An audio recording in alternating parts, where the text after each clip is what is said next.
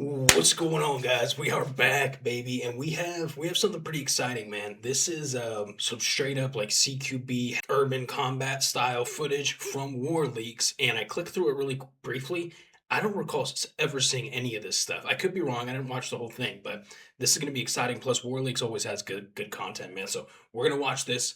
Before we jump into it, I've mentioned what happened with my eye a couple times, but I understand people don't watch every video, so if you missed it. Um, I got a an eye infection when I was deployed in Donbass last summer. Um, I thought I had taken care of it, and months passed, and recently it started getting bad. It started getting swollen and hard and down here in the eyelid. Anyways, I went to the military hospital. They said I need surgery. 2 days later, they brought me in and they operated and they cut it open. They scraped out the stuff and used scissors and cut stuff out. So, anyways, it's all good. It doesn't hurt or anything. It's just bruised. But I got stitches on the inside of the eyelid and on the outside. So it's caused this like black eye effect. But all is good. Thank you guys for your concern. All right. Please like, share, subscribe. Let's get to 50,000 subs. ORC SHASHLIK t-shirts. We've got looks like a little bit less than a week before we take those out of the store, and then we'll have a new kind of special shirt in the store. But if you want one, link will be in the description. Lastly, for all of our paid YouTube members, I've now moved a bunch of our uncensored content from this channel over into a paid YouTube members archive, uncensored archive, because they've been getting flagged on my channel. So instead of deleting all that content, I moved it into a safer playlist. Plus, it gives some love to all the paid members who are I'm extremely grateful for. So, hey, check out War Leaks, you guys. War Leaks is a solid channel, and we'll jump into it here. Let's see what it says real quick, so we have some context. Boop, boop. Ukrainian Special Assault Units storm Russian-held village in heavy urban combat. So I don't even know what unit this is. Viewer discretion advised. I'm sure we're going to see some Ruskies get kablammed. Let's be honest. That's what we're all here for, right? So let's get it. A Ukrainian elite assault unit storms a Russian-held village in the area around Liman. At first glance, the footage looks like the kind of GoPro helmet cam combat footage we've already seen countless times from Ukraine. Small fire team to squad-sized elements that are conducting clearing operations in urban and semi-urban terrain. Their task is to hunt down Russian infiltration groups occupying houses and basements.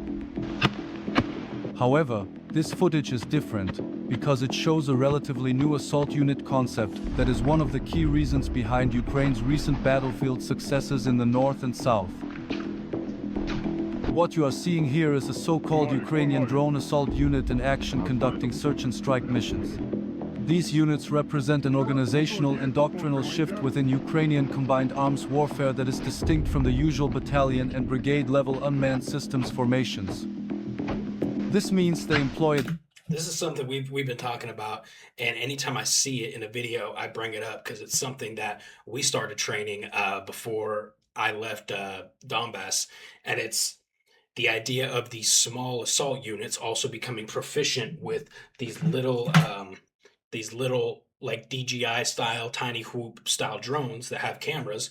This literally will fit in your pocket. This is the size of it, right? This will fit in your pocket. You pull it out. It's connected to your phone. You send it up, and you can literally go into buildings, go into bunkers, go into trenches, whatever, and see immediately what's in there without putting yourself and your guys at risk. So I've mentioned this in previous videos that this is the future of recon elements. Different organizational structure and doctrine for drone use at the tactical level. If that's what they're talking about. The Ukrainians are finally closing the gap between traditional infantry combat and modern drone strike capabilities by compressing the sensor to shooter cycle and embedding small ground teams directly with strike drone operators.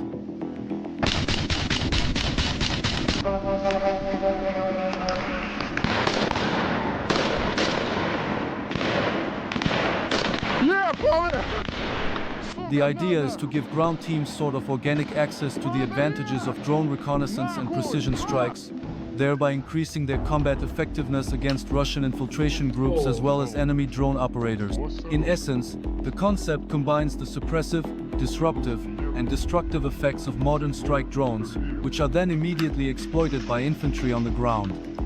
Under these conditions, it is no longer the infantry that enters the most dangerous areas first and makes contact with the enemy. Instead, unmanned systems assume that role. As you will see shortly, these can include not only drones but also UGVs. Ground troops then move in to eliminate any remaining enemy presence, physically secure the area, and conduct battle damage assessments. Over the past 6 months, this approach has yielded considerable results and inflicted substantial losses on Russian forces, as can be seen in the footage that I can only show uncensored on Telegram. Of course, this tactic cannot fully replace the infantrymen yet. The capture of prisoners of war, for example, although already partially possible with unmanned systems, remains a task that still requires infantry. The same applies to immediate battlefield interrogations and the collection of human intelligence in general. A drone, or a UGV, for example, still cannot ask questions or humanly assess the answers given by a prisoner. It cannot determine whether a captive is lying, frightened, confused, or intentionally withholding information. The integration of UGVs into this concept can be seen in the recent case of Novoplatonivka, which was cleared of Russian forces following intensive training conducted by fighters of the Ukrainian 115th Separate Mechanized Brigade with the support of an armed unmanned ground vehicle. In this new paradigm, unmanned systems have become the central element of combat and are no longer merely assets supporting infantry. In fact, the shift has progressed so far that infantry has, in many cases, become just one layer within a broader drone strike framework. Traditionally, in the classical assault model, infantry has always been the primary carrier of combat. In other words, boots on the ground were the main element advancing against enemy positions. Under this new concept, however, infantry increasingly becomes the concluding element of the operation rather than the leading one. To better illustrate this, it is useful to compare the concept to traditional combined arms operations in urban terrain involving tanks. In urban combat, tanks are highly vulnerable to enemy infantry equipped with anti-tank weapons. As a result, So this is, just to clarify, this is different than what I was talking about with these tiny drones. They're talking about just working in tandem as usual with drones, but in a closer proximity. Like when there's a UGV, they're operating with the UGV. So the UGV, the unmanned ground vehicle, goes in first, suppresses the enemy or eliminates enemy, then the infantry goes in. So different than what I was talking about. infantry is typically sent into the area first to clear enemy forces and secure the route of advance. This enables the tanks to move in later and significantly reduces the amount of time they are exposed to direct enemy fire. The emerging drone-centric model effectively reverses parts of this relationship. Instead of infantry being the first element to make contact with the enemy, unmanned systems assume that role while also providing continuous tactical support to ground forces throughout the operation. If you have found my human researched and written commentary valuable so far, please consider leaving a like and a comment. Recently, I received what I believe to be a fraudulent copyright strike from the owner of the YouTube channel Senior. According to my view, he operates multiple content farm channels focused on low-value AI-generated war content and has been targeting my channel in an attempt to silence criticism. Since then, YouTube has significantly limited the reach of my videos. Every like, comment, and share helps support the channel and signals to the algorithm that this content is worth recommending until my attorney takes care of the legal side of things. In addition to the operations around Le Mans already I want to comment on this because I've gotten multiple comments in the comment section of videos, even in the Discord, of people talking about this Senior channel being AI slop, and we've seen a lot of their footage on here, reacted to a lot of the footage they put together, and I started reading more of your comments and I see what you guys are talking about, and now Warleaks is talking about it. Who Warleaks is like one of the OGs of this type of content. Warleaks have been doing this forever, dude. So I trust Warleaks a heck of a lot more than I do this newer channel Senior that everybody's saying is AI slop. For the record. shown. which were conducted by elements of the 53rd Mechanized Brigade together with the Signum drone unit. The drone assault unit concept received its baptism of fire during the second recapture of Kupiansk, which I reported on earlier this year, and proved its effectiveness there. This new way of fighting emerged from battlefield conditions in which Russian forces increasingly relied on small group infiltration tactics supported by drones and an extensive observation network. Rather than conducting frontal assaults, the Ukrainians adopted an approach centered on detecting, isolating, striking, and depriving the enemy of organizational coherence before rapidly introducing infantry for clearing operations and consolidation. In the medium term, drone assault units could form the basis for a style of warfare built around limited, precise, and technologically prepared operations rather than large-scale mechanized breakthroughs. Instead of overwhelming an enemy position through mass, the objective becomes to first degrade the enemy's ability to observe, communicate, and respond before physically taking the position. Whether this model can be expanded successfully will depend on Ukraine's ability to train sufficient operators, maintain the supply of unmanned systems, and continue adapting to Russian countermeasures. Drone assault units are therefore more than just another type of unit but a sign of a deeper change in the character of warfare in which technology is increasingly used not to replace soldiers, but to reduce their exposure to the enemy while also increasing their effectiveness and survivability on the battlefield. Vai dali, vai dali! No.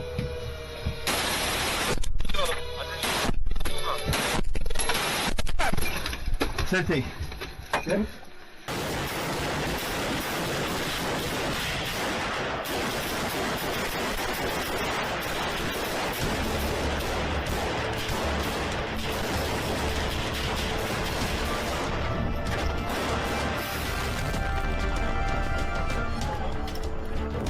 What combat in eastern Ukraine still looked like just over a decade ago can be seen in this recently resurfaced video from the 2nd NGU Donbass Battalion during an ambush near Vulahersk in 2015.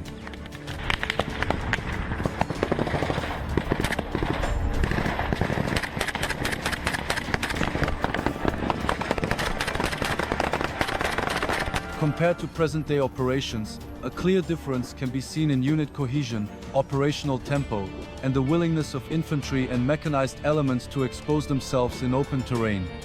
The initiation of the ambush by the Russian forces also differs significantly from what we would expect today. Instead of precise ATGM fire, artillery strikes, or drone attacks, the Ukrainians come under small arms fire and respond in kind. It should be noted, however, that at the time the war was officially regarded by Ukraine as a counter-terrorism operation, while Russia portrayed it as an uprising by pro-Russian forces within the country. It is remarkable how much drones have changed the nature of combat in Ukraine since then, not only because of their precision but also because of their sheer saturation and constant evolution, particularly in terms of range. As a result, operations like the ones seen in the previous archival clip have become nearly impossible to conduct today.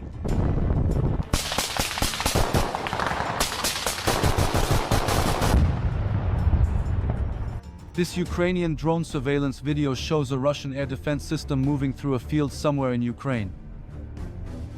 The drone also observes several Russian soldiers in the vicinity of the vehicle, who appear to be attempting to board it, most likely in order to leave the area. Just after the men board the vehicle, it is struck by a precision strike and put out of action. This is something we have not seen documented in quite some time, as this drone video shows a Russian assault on Ukrainian positions in a tree line. It appears that the position had already been subjected to fire beforehand, as we can see shattered trees and churned up earth throughout the area. The Russian assault troops, marked with colored helmet covers for aerial identification, begin advancing toward the Ukrainian strongpoint. Of course, this does not play out like in a video game, where soldiers simply rush through an area and clear trenches at full speed. Instead, the assault follows a cautious and methodical approach. This is the slow and dangerous phase of the operation, clearing foxholes, bunkers, and shelters one by one. The Russians use small arms fire and grenades in an attempt to establish fire superiority over the Ukrainians, who remain concealed in their shelters. Throughout the assault, the Russians were able to maintain their freedom of movement through a high volume of fire directed at the Ukrainian positions. This allowed them to flank the pinned-down Ukrainians and close in on them. Here, we see a Russian soldier firing into the Ukrainian shelter before another grenade detonates nearby. However, the video ends without revealing the outcome of the assault. How do you think it ended? Let me know in the comments. This is a genuinely strange drone video. 9 times out of 10, man, if they're surrounding your bunker like that, dude, the people inside are donezo. That's if you ask around to people who have been here in Ukraine, been in infantry units, that is one of their biggest fears, and mine included, is being stuck in a bunker and the enemy is right on top of you. There was a little story for you guys. There was a time we were on a mission and there we were pinned down in this bunker. We were supposed to continue moving, but there was too much artillery fire, so we had to stay there. We heard footsteps coming up to the bunker, and they were fast, like sprinting up to the bunker. And we thought that could have been it, to be honest. We had one person looking out the bunker, basically waiting for someone to peek their head up. Luckily, it was the Ukrainian Azov soldiers who came to check on us, but we didn't know. We didn't have any communications with them. They didn't tell us that they were on their way over. So they were just running up, and we're all sitting in that hole, like 6 of us. One grenade would have smoked all of us. That was a scary moment, man. You're just waiting for a grenade to roll in, and that's it. I have seen a lot of unusual footage involving Russian soldiers over the years, but I honestly cannot make sense of this one. I mean, what on earth just happened here? It looks deliberate, but could it also have been carelessness based on a misjudgment of the situation? I honestly don't know. Another sobering look at what these Sorry to keep pausing it, but I have a little bit of context on this stuff. At least I read in the Discord, our Discord. If you're not in, jump in it. Link is in the description. This guy was burning lithium-ion batteries, the drone batteries like this. And for FPVs, they come in a pack of like 9 or 8. They come in a pack and they're wrapped in tape. If you're really uneducated about the topic, you may think there's not batteries in there, or you may not know that they're explosive, but they're highly explosive.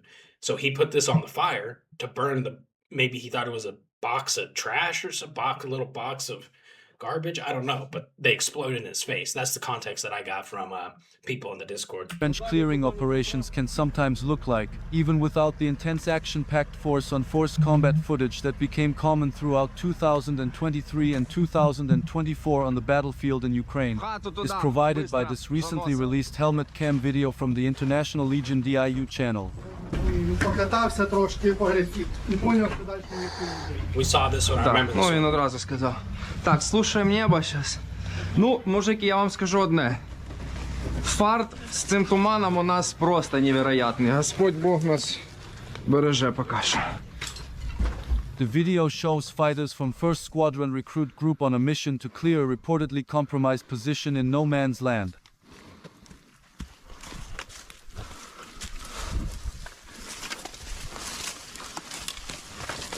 After being inserted by Humvee and briefly consolidating in a small house to avoid early detection by enemy drones, the men began approaching the position along a tree line. As you may have already noticed, the men are wearing so-called half-ghillie or leaf suits. These are primarily used for camouflage. Among vegetation and foliage, they help conceal the soldiers both from ground observers and from aerial surveillance. In addition, this type of clothing can help reduce the visibility of a soldier's thermal signature, making detection by thermal drones more difficult and allowing the men to operate more effectively under such challenging conditions. As mentioned earlier, the objective was to clear the position known as Dragon and, if possible, capture enemy personnel.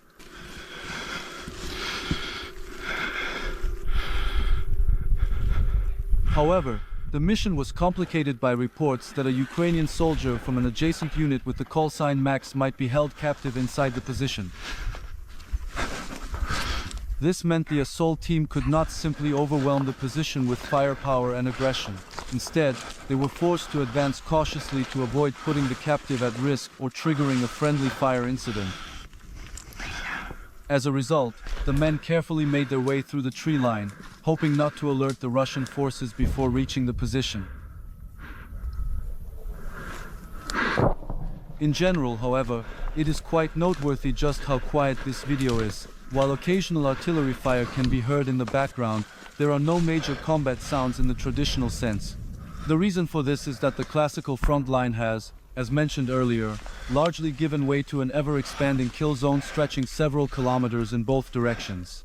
This zone is so heavily saturated with drones and sensors that traditional maneuver warfare has become extremely difficult. Forces are often detected early and engaged directly by unmanned systems.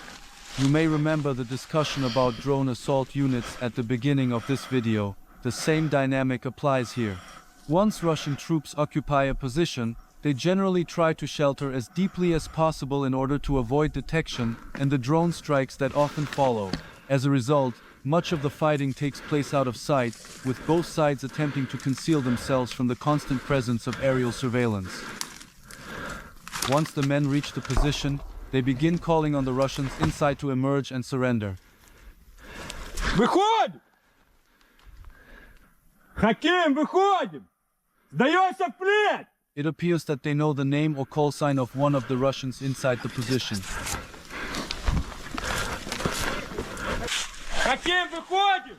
Снимаем оружие! Снимаем дроник! И выходим! Бегом! Нас много и у нас мало времени. This information may have been obtained through intercepted radio communications or from the interrogation of previously captured prisoners. As the Russian fails to respond, the Ukrainians begin employing grenades. However, they have to proceed with caution in order not to endanger the possible friendly soldier who may be held captive inside the position. Prepping grenade? The Ukrainians continue trying to persuade the Russians to surrender, warning them that more pounding will follow if they refuse. Запрыгни сюда. Последний шанс выжить! Давайте, бегом! Запускаем термобар, мужики, у вас был шанс! Давай, гранату вам! Вышли, бегом! Sassy, trying to get it as far as possible. 5 секунд у вас осталось. Okay. Выходи, блядь, бегом! Just as far as possible in the entrance. Мужики, 5 секунд! Запускаем термобар! 1, 2, 3. Okay. Well, we have no signal to. Okay, prep grenades. After even a thermobaric rocket failed to produce any response or reaction, the men decided to continue inspecting the position. Внимательно, просто присутствует.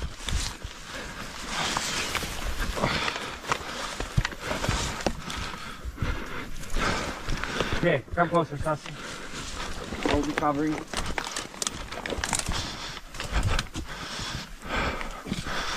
Okay. I don't see anything. Okay. Get as far as possible safely, and then drop a grenade inside. Okay? I see a light. Is that yours? Yeah, it's mine. Okay. Lighting you the entrance. Okay. I'm gonna need you to get on this side, okay? Yeah. On the left. The thing goes to the right. Okay.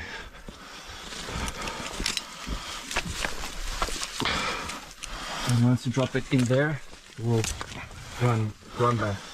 Okay. I need some light. I need some light in a barrel. I need some light in a barrel.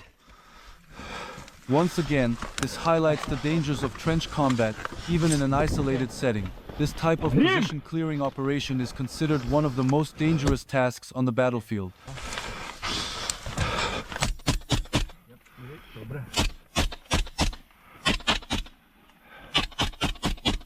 Okay, keep advancing. Okay. If you can. Push onto my left. There is little room to maneuver or withdraw, and as I have mentioned many times before, every corner and bend can conceal a potential ambush in which the defender usually has the advantage of firing first. This is why it's so important to train with your battle buddy and train with the people that you could end up doing these types of operations with, because after training and your buddy's you've cleared, you know, multiple trenches in training. Your buddy's shooting over your shoulder. You're shooting over your buddy's shoulder. You gain trust with them, and it makes these types of missions more fluid. This type of movement more fluid. Reloading. Yep, cover it. To mitigate this danger as much as possible, the men methodically employ pre-firing as they clear the position. Try to get the shit away.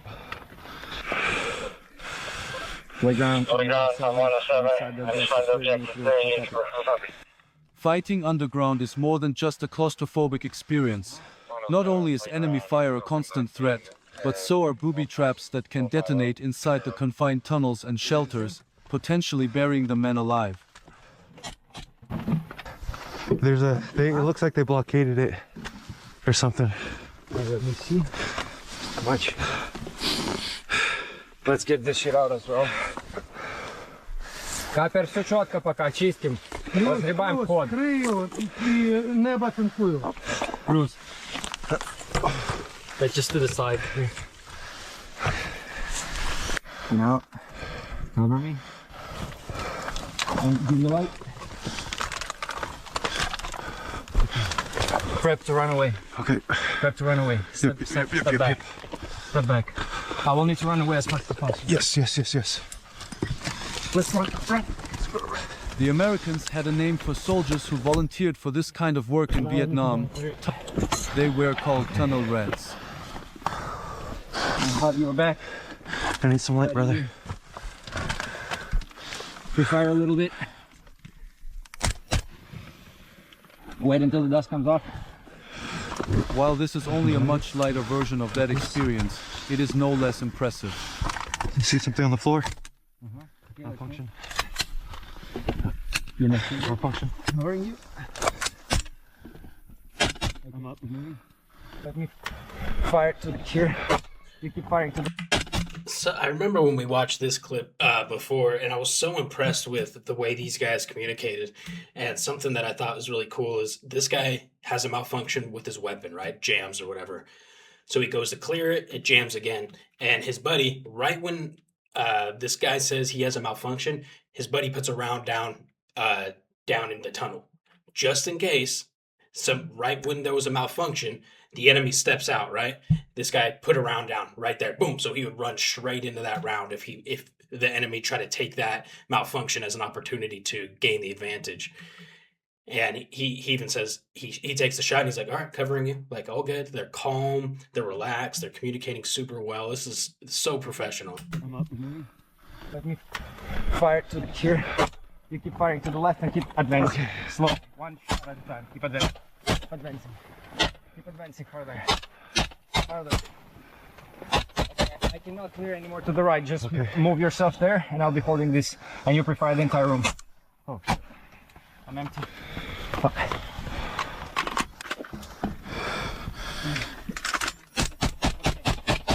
I see movement in there. You see movement? Yep.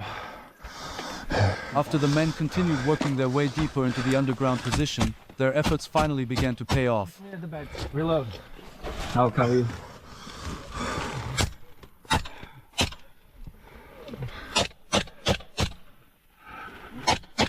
Стоп. Что? Выходите на! Быстро вы... Back. Медленно, я дам команду! Будете выходить! Стоять! Come back.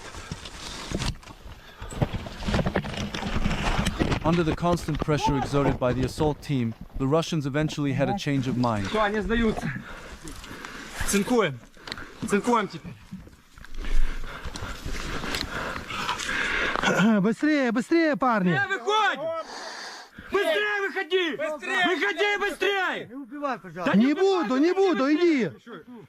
Кто там еще остался? Куртку снял! Иди без фокусов! Мужики, вот, Иди, будешь жить! Выходи! Все нормально, выходи! Иди, спокойно! Снимай куртку! Туда пошел! Слышишь? Снимай куртку! Мужики, честно, вы не стреляйте. Я не буду стрелять! Мы украинцы, мы не вы, сука! Мы вас не будем убивать! Гранаты есть? Нет, честно, нет. Нету? Проходи! Тихо! Телефон, вот телефон. Там есть еще кто-то? Нет. Хорошо. Все, нормально. Покажи карман. Пожалуйста. Стаси, check him out. Я проснулся и думаю, что за хуйня происходит, и все. Все слышал я, мужики. Вот он Я сильно Я понял. Вот это уже больше похоже на честный ответ. Мы спали. Спали.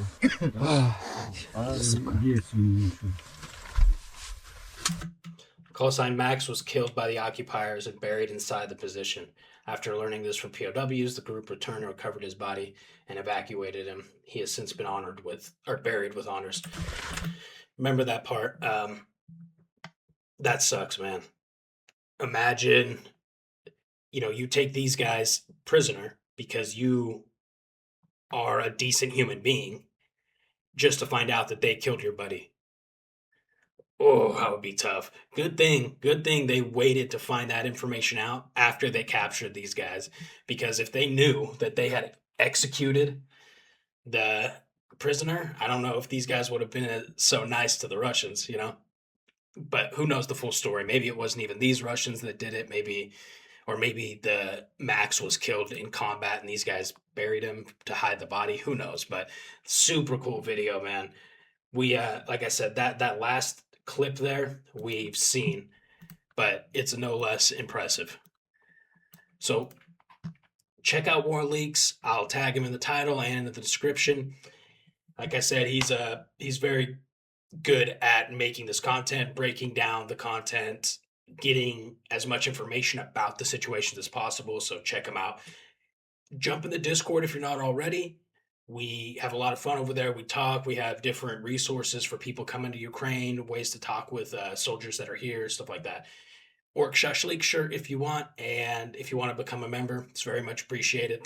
That button will be somewhere on the screen. I love you guys. We'll see you in the next video.